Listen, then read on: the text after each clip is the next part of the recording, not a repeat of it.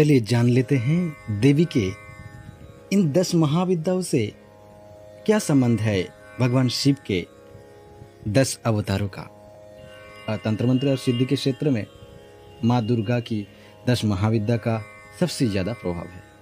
इन्हीं महाविद्या से पूरे ब्रह्मांड को ऊर्जा मिलती है और देवी देवताओं को शक्तियाँ भी इनसे ही मिलती है या निहित है, उनका शक्ति इनमें निहित है, ऐसे कहा जा सकता है।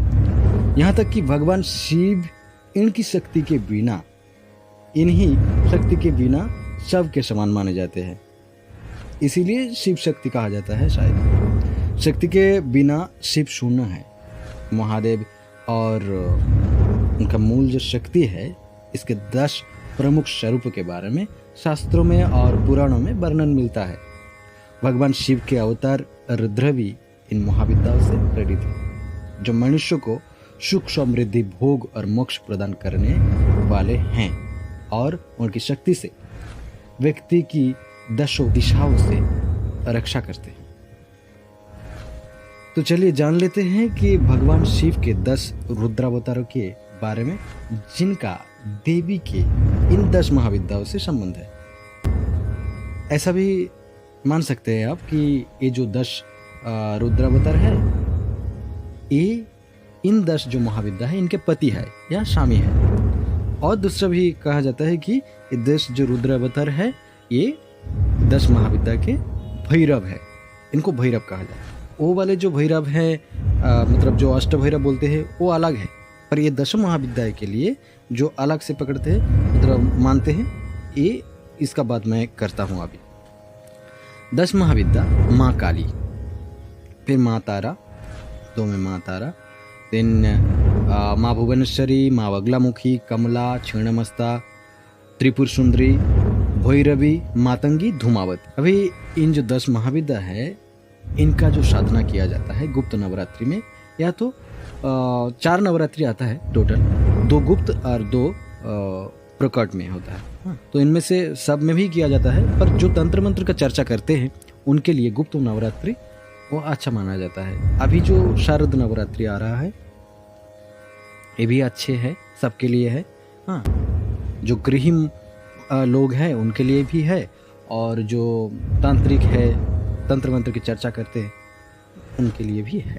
महाकालेश्वर रुद्रावतार, शिव के 10 रुद्रावतार में से सबसे पहला अवतार महाकालेश्वर रुद्रावतार माना जाता है। इस 10 अवतार का संबंध शक्ति महाविद्या महाकाली से है। तो नाम से पता चल रहा है कि महाकालेश्वर, तो यहाँ पे जाहिर सी बात है कि महाकाली के साथ इनका संबंध होगा।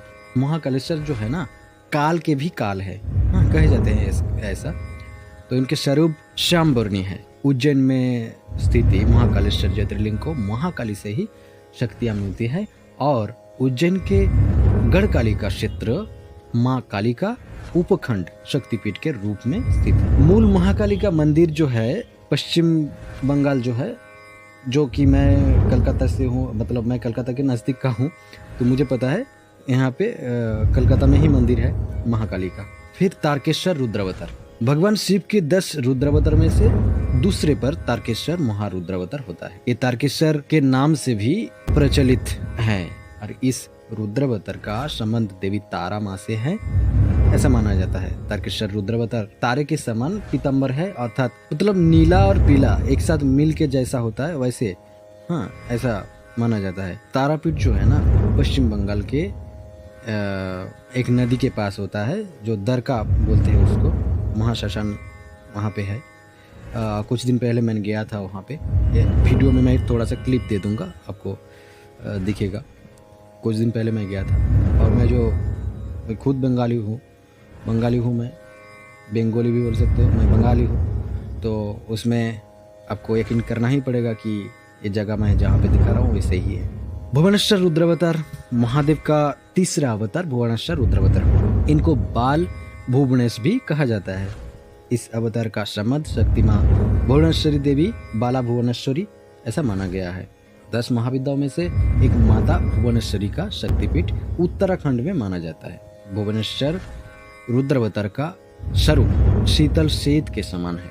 नारद गंगा के तट पर स्थित इस मंदिर के पास वेदव्यास जी ने श्रुति और स्मृतियों को वेद पुराणों के रूप में लिपिबद्ध किया था। तो जैसे शायद सबको पता नहीं है, मैक्सिमम लोगों को पता नहीं होगा कि श्रुति और स्मृति अलग होता है। दोनों शास्त्रों का भाग है, श्रुति शास्त्र और स्मृति शास्त्र। तो वही कहा गया है। और यहाँ पे वेदव्यास जी इसी गंगा के तट पर, नारद गंगा के तट पर श्रुति और स्मृतियों का वेद पुराणों में से लिपिबद्ध किया था। षोडेश्वर रुद्रावतार, महादेव के जो 10 रुद्रावतार में से चौथा षोडेश्वर रुद्रावतार है। इस अवतार को षोडेश्वर अर्थात षोडश श्री विद्येश के नाम से जाना जाता है।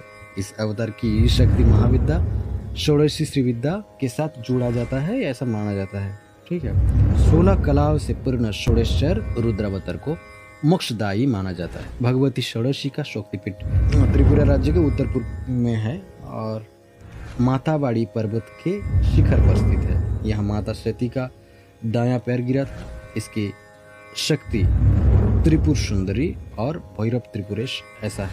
भैरवनाथ रुद्रावतार भगवान शिव का 5वां अवतार भैरवनाथ रुद्रावतार है, जिनको भगवान भैरवनाथ के नाम से भी जाना जाता है। इस अवतार की शक्ति माँ भैरवी मानी गई है। इस आदि शक्ति को त्रिपुर भैरवी और गिरिजा भैरवी ऐसा कहा गया है। और भैरवनाथ के पुराणों में वाहन रूप बताया गया है, वाहन स्वरूप बताया गया है। और भैरव को तामसिक देव भी कहा गया है। जाहिर सी बात है, ऐसा शास्त्र में मिलता है, ऐसे भैरव तंत्र में मिलता है, जिनको दिशाओं का रक्षक माना गया है।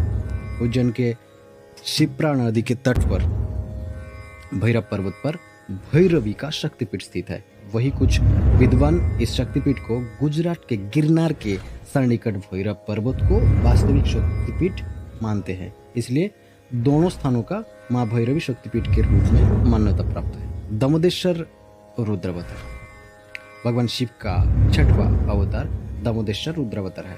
इस अवतार की शक्ति देवी छिन्नमस्ता से है। इनको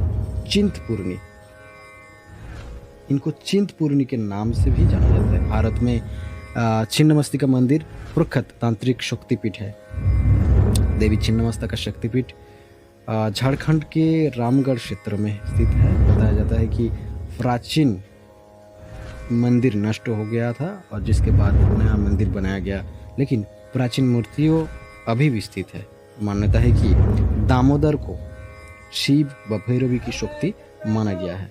धूमेश्वर रुद्रावतार भगवान शिव का 7वां अवतार धूमेश्वर रुद्रावतार है। इनको धूमेश्वर अर्थात धूम्रवान नाम से भी जाना जाता है।